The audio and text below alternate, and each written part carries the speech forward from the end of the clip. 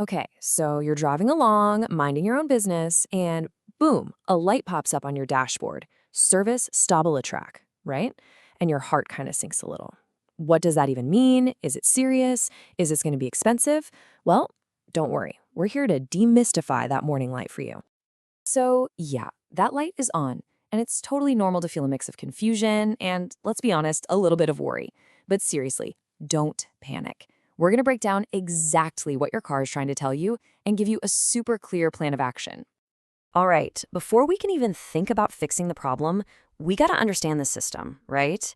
So, what is Stabilitrak? The best way to think of it is like your car's invisible co-pilot. It's this amazing safety feature that's always on standby, ready to jump in and help you out when things get sketchy. Yeah, Stabilitrak isn't just some standalone thing. Think of it as the brain of a team.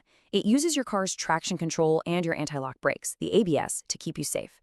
Its number one job? To prevent you from losing control, especially on slick, wet roads or, when you have to swerve suddenly to avoid something. Okay, let's paint a picture. Imagine this. You hit a patch of ice, and the back of your car starts to slide out. You're in a fishtail. Instantly, before you can even react, sensors in your wheels and steering wheel detect that skid, and bam, Stabilitrak jumps into action. It automatically applies the brake to just the right wheel to straighten you out. It all happens in a split second, a lot of times before you even realize you were in trouble. Pretty cool, right? So, the big question. Why is that light on? And here's where it gets interesting. You might be surprised to learn it's not always a problem with the Stabilitrak system itself. Nope. The reasons usually fall into two very, very different categories. Okay, so here's the deal. The problem is either something inside the Stabilitrak system itself, like a bad sensor, or it's an issue with your engine. And here's the kicker, and you're going to want to remember this.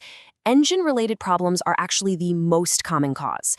The whole system is so sensitive that if your engine isn't running perfectly, it just shuts itself off as a safety precaution.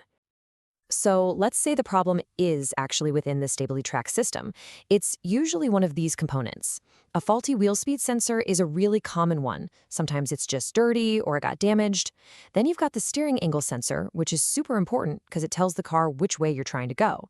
And get this, even something as simple as a faulty brake light switch can trigger the whole warning. Now let's talk about those engine issues. Remember how I said Stabilitrak sometimes reduces engine power to help you regain control? Well, if a component like the throttle position sensor is acting up, the system just can't rely on the engine's response, so it throws up that warning light.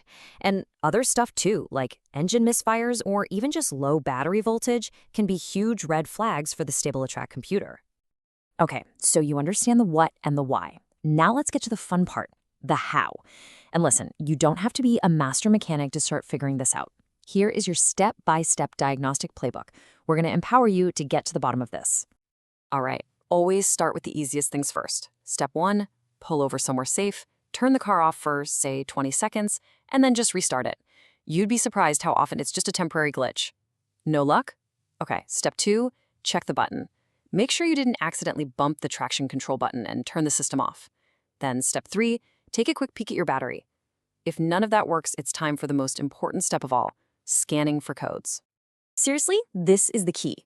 For a real diagnosis, you've got to scan for those diagnostic trouble codes, or DTCs.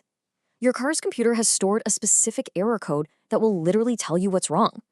You can get a pretty cheap OBD2 scanner online, or, hey, a lot of auto parts stores will do it for you for free. This is how you stop guessing and start knowing what's up. So, for example, the scanner might spit out a code like P0300. Now, that code points directly to an engine misfire. So, you see, the real problem is probably something like bad spark plugs or a clogged fuel injector. It's not a faulty Stabilitrak sensor at all. Or, on the other hand, you might get a code like C0037. See that C at the beginning? That often points to the chassis. And this code is telling you, plain as day, the problem is with the left rear wheel speed sensor. The code tells you exactly where to start looking. No more guesswork. So, there you have it. You've got a plan now. You know what Stabilitrak does, you know the main reasons why that light comes on, and you know how to start finding out what's really wrong with your car. You can officially move from panic mode to preparation mode. And hey, here's a little pro tip that gets overlooked all the time. Check your battery voltage. Modern cars are basically computers on wheels, and a weak or failing battery can cause all sorts of bizarre electrical gremlins, including a false Stabilitrak warning. If you check it with the engine off and it's reading below 12.6 volts, that could be your entire problem right there. Super simple fix. Look, the crucial takeaway here is this. Don't ignore the light, but please don't panic. Your car is definitely less safe with the system turned off, so you absolutely need to address it. But now, you have a solid plan to figure it all out. In the end, that light isn't there just to annoy you. It's communication. It's your car trying to start a conversation with you. And now that you know the language, you can ask the right follow-up questions to get the real answer. So the only question left is, what is your car trying to tell you?